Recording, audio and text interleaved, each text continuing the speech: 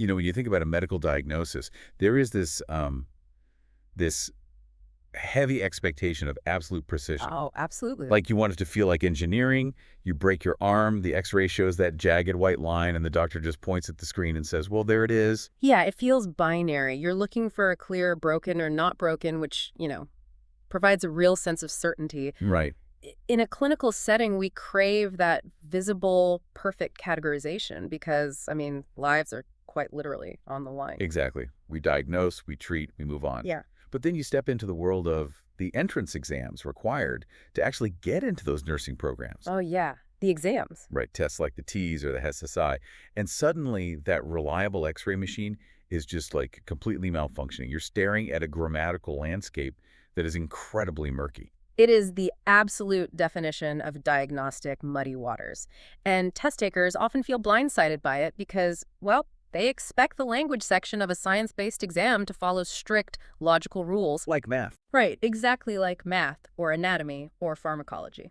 Welcome to today's deep dive. Whether you're gearing up for one of those high-stakes nursing entrance exams, or maybe you just, I don't know, love understanding the hidden mechanics of how we communicate, we are really glad you're here. So glad. We have a massive stack of sources today. We're pulling from linguistic history papers, transatlantic style guide debates like Fowler's and the Chicago Manual of Style, and the actual structural breakdowns of the TEAS and HESI exams. It's a great stack today. It really is. So today's mission is mastering something called Subject-Verb Agreement. Or, if you prefer the formal linguistic term, Subject-Verb Concord. Which sounds incredibly dry on the surface, I admit. Just a little bit. Right. It's just matching a subject to a verb in number and person. Singular subject, singular verb, plural subject, plural verb. The nurse checks vitals. The nurses check vitals. Right. It sounds like the most boring mechanical rule in the world. But our sources reveal that this supposed rule is actually this, historical battleground. Oh, totally. It's full of structural booby traps, zombie rules, and surprisingly high-stakes clinical implications. Okay, let's unpack this. Because where does this rule actually come from? Looking at the linguistic history in our stack, it's clear this wasn't just handed down from on high to make our lives miserable. No, far from it. To understand why we have these tricky agreement rules today and why exam writers love to test you on them, we have to realize we're dealing with the shrunken leftovers of a much older, much more complicated language. Which is wild to me. I always assume languages get more complicated over time as, society gets more complex. That's what most people think, yeah. But the sources point out that English has actually been losing grammar rules for agreement, not gaining them. Like, tracing our language back to Old English, which was spoken roughly between 450 and 1150 CE, the structures looked a lot more like modern German or Latin. They really did. Verbs had distinct endings for almost every combination of person and number. Right. Take the verb to love, which in Old English was Lufian. It had entirely different forms depending on who was doing the loving. Oh, wow. Yeah, so I love was structurally distinct from you love, which was distinct from we love. The verb just shape-shifted constantly to match the subject. But then moving through the Middle English period, up to about the year 1500 or so, the sources describe this massive wave of phonological erosion. Yes, the Great Erosion. People essentially just started speaking faster, and unstressed syllables at the ends of words got sort of blurred together, and eventually those intricate word endings just wore away completely. Exactly. The rich, complex machinery of agreement just collapsed under the weight of everyday speech.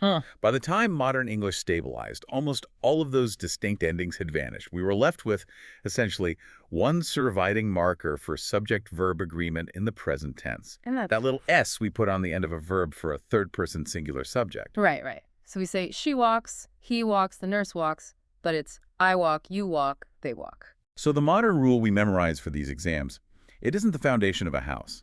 It's really just the one surviving pillar of a ruined castle. Oh, that is a brilliant way to visualize it. Yeah, it's a tiny, stubborn remnant of a lost system. What's fascinating here is that during the 1700s, there was this massive boom in literacy and printing. Right, the printing press changes everything. It does. Yeah. But English didn't have an official academy to police the language, like, the Académie Française does for French. There was no governing body saying, here is how you officially speak English. None at all. So private grammarians just stepped into the vacuum to invent and enforce rules. The sources highlight Robert Louth's A Short Introduction to English Grammar, from 1762. Oh, Louth. Yes. Louth and his contemporaries, they wanted to give English the same mathematical sort of rule-bound respectability that Latin had. Which is funny because English is so fundamentally different from Latin. But they looked at this eroded, leftover language and tried to force it back into a rigid classical mold.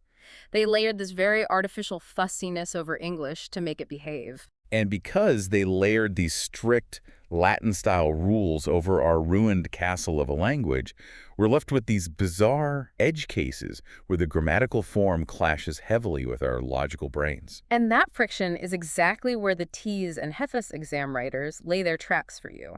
They know exactly where your brain wants to go, and they literally build questions to exploit it. So devious. It really is. The most common trap relies on what linguists call proximity agreement, or an attraction error. Right. The sources give a fantastic example of this intervening phrase trap. So picture this sentence on your exam. The list of medications on the patient's chart, blank, incomplete.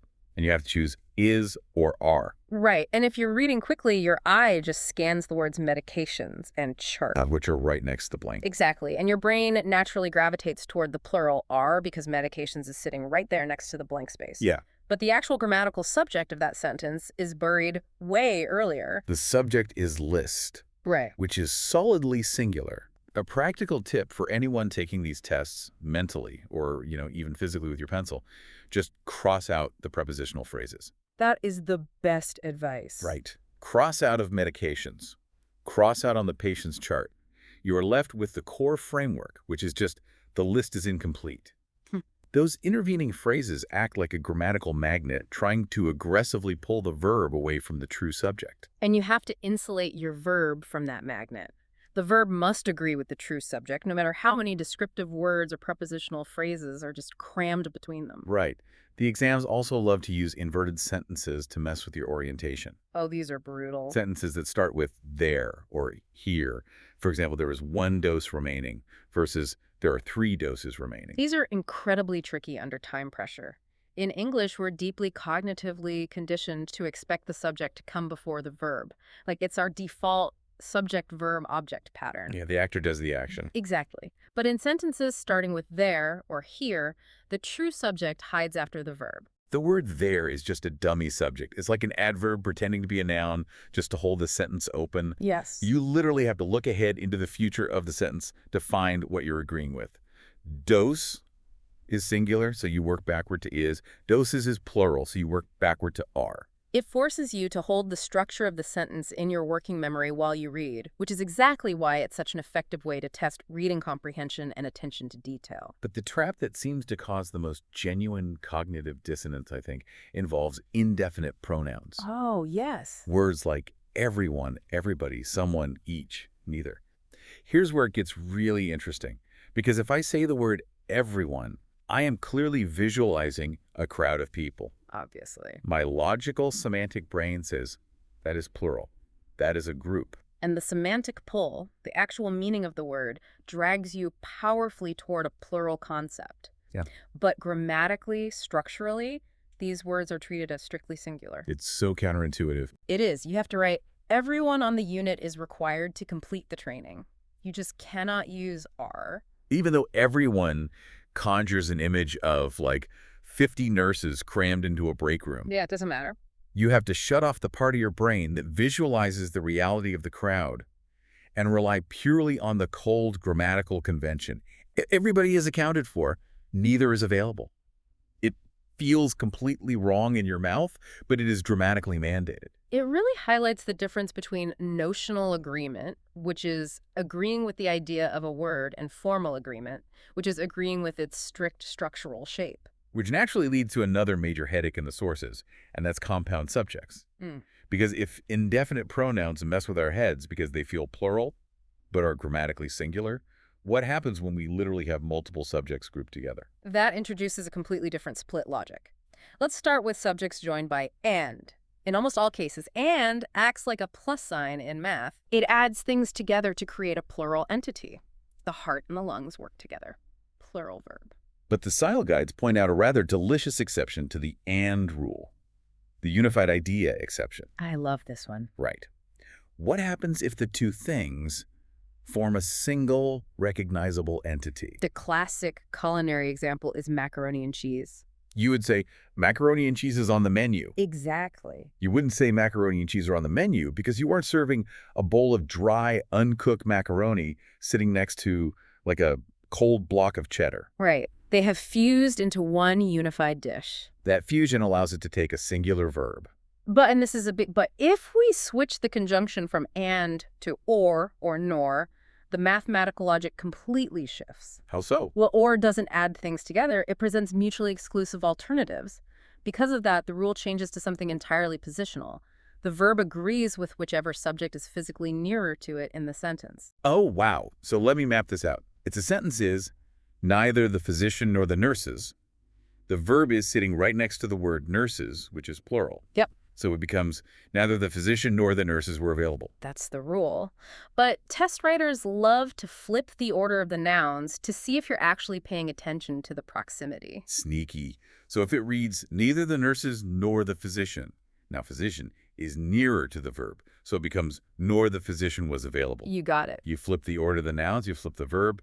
It feels a bit like a parlor trick. It is a purely mechanical positional rule. And this constant friction between what a word means and how it is structurally treated brings us to one of the most persistent documented debates in English grammar. Collective nouns. Collective nouns, Collective words noun. like team, jury, family, staff, committee. This is where we see a literal transatlantic divide. The sources highlight that American English leans heavily toward formal agreement. We look at the grammatical shape of the word. Right. The word team doesn't have an S on the end, so it has a singular shape. Therefore, Americans say, the team is practicing.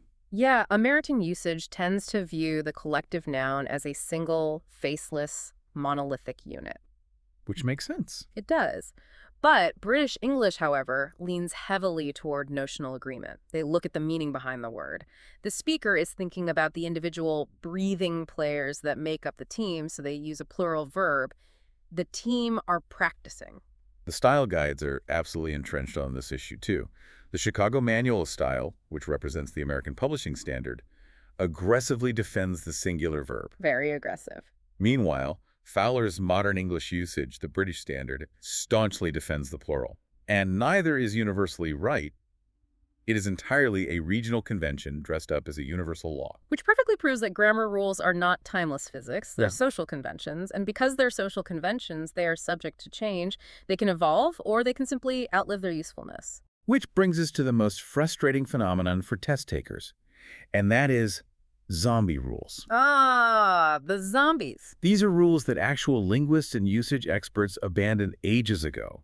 But schools, and, occasionally outdated entrance exams, insist on keeping alive. This raises an important question about the difference between prescriptive grammar and descriptive grammar. Okay, break that down for us. So prescriptive grammar tries to enforce fixed, unchanging rules. It's telling people how they should speak, usually based on those 18th century Latin models we talked about. Like Robert Lauf. Exactly. Descriptive grammar, on the other hand, simply documents how educated people actually speak and write, recognizing that language is a living, shifting organism. So let's look at zombie rule number 1 in our sources. The singular they. We hear this debated constantly today as if it's some brand new modern corruption of the language. Which it is not. Right. If you find a stethoscope in the hallway, you naturally say, someone left their stethoscope. But for decades, students were taught that someone is singular, so you must use his or her stethoscope. And that rigid enforcement is the zombie rule talking. The singular they is not a new innovation at all. It has been a natural part of English for centuries. I mean, it was used by Geoffrey Chaucer. It was used extensively by Jane Austen. The sources even quote Shakespeare using it in A Comedy of Errors. Everyone to rest themselves betake. So if Shakespeare and Austen were using it naturally, how did it become incorrect? We go right back to those 18th century prescriptive grammarians. During that era of extreme codification, they decided that the singular they offended their mathematical sensibilities. Of course they did. Right, so they prescribed the masculine he as the universal neutral default, and they essentially tried to legislate the singular they out of the English language. But it never actually left everyday speech. People kept using it because it's highly efficient. Very efficient. And now major linguistic authorities are finally catching up to reality. Merriam-Webster named the singular they its 2019 Word of the Year, and massive style guides like the APA and the AP have officially re-endorsed it. The institutions that suppressed it are finally admitting that Shakespeare was right all along. It is a wonderful full-circle moment for descriptive grammar. But there are other zombies still walking around. Consider the word none. Hell, I remember a high school teacher aggressively drilling into us that none is simply a contraction of not one. Yep, that's the one. Therefore, by definition, it must always take a strictly singular verb. None of the students is absent. And that is a classic zombie rule. While none certainly can mean not one, careful writers have also used it for centuries to mean not any of a group, which naturally takes a plural verb. None of the students are absent. Which sounds so much better. It does.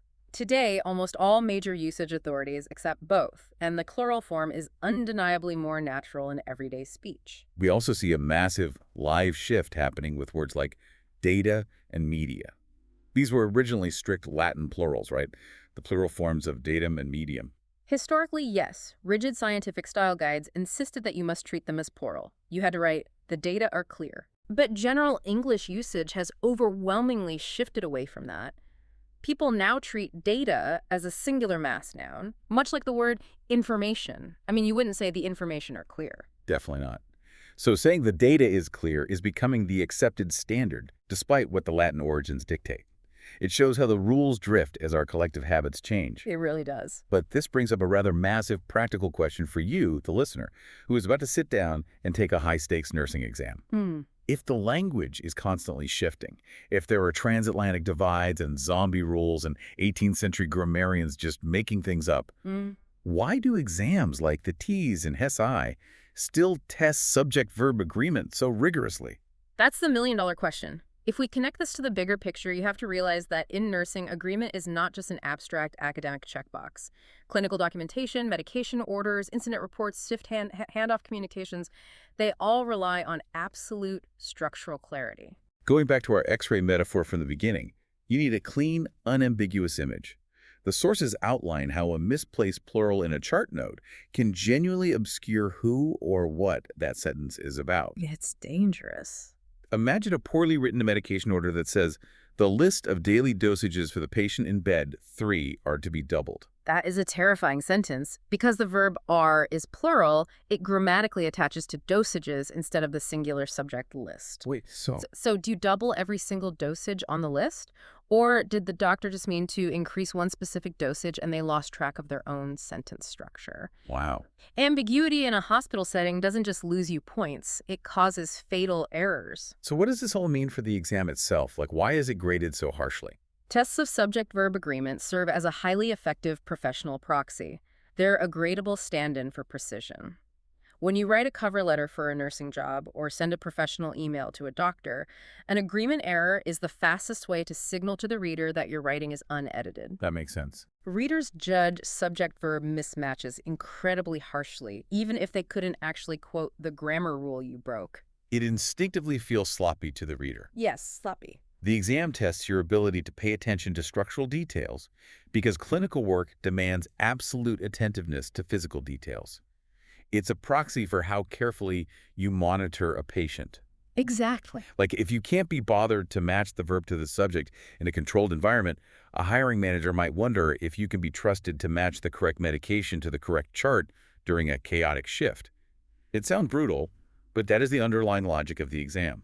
It is about demonstrating control over your tools, and language is one of the most vital tools in healthcare. All right, to make sure you crush this section of your exam, let's do a rapid recap of the golden rules you need to take into the testing center. First, mentally strip out those prepositional phrases. Cross them out. Do not let the grammatical magnets attract your verb away from the true subject.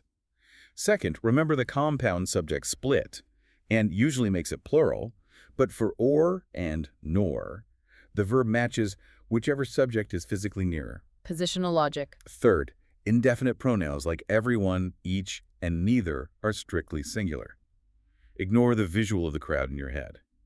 Fourth, in sentences starting with there is or there are, look past the verb to find your true subject waiting in the back half of the sentence. So important. And finally, in standard American usage, which these tests rely on, collective nouns like team, family, and staff take a singular verb. That is a perfect tactical survival guide for the test. But I would love to leave you with one final thought to mull over, thinking beyond the constraints of the exam. Okay, let's hear it. We established earlier that English has been shedding its verb agreement endings for over 1,000 years. We went from the incredibly complex Old English Luthean to having just one tiny little S left on words like walks or checks in the present tense. Right, that one surviving pillar of the ruined castle. Exactly. The historical trajectory of the language is crystal clear. It moves towards simplification. So it raises a fascinating question. Will future generations eventually drop that final S entirely? Whoa. Right. Will a future version of English just simplify across the board and say she walk and he walk the exact same way we say I walk? That is a wild thought experiment. We are stressing out over mastering this rule today, but we might just be taking a snapshot of a language that is still actively eroding. If that S drops, this entire test category, like this whole obsession with subject-verb agreement, might just become utterly extinct. The test writers would have to find entirely new traps to set. They always do. Yeah. But until that distant day comes, though, you have a test to pass in the present. Thank you so much for joining us on this deep dive into the hidden mechanics of English. Keep an eye out for those zombie rules in the wild, use those mental cross-out tricks on test day, and carry that demand for precision, for that clean, unambiguous X-ray clarity straight into your clinical practice. You've got this.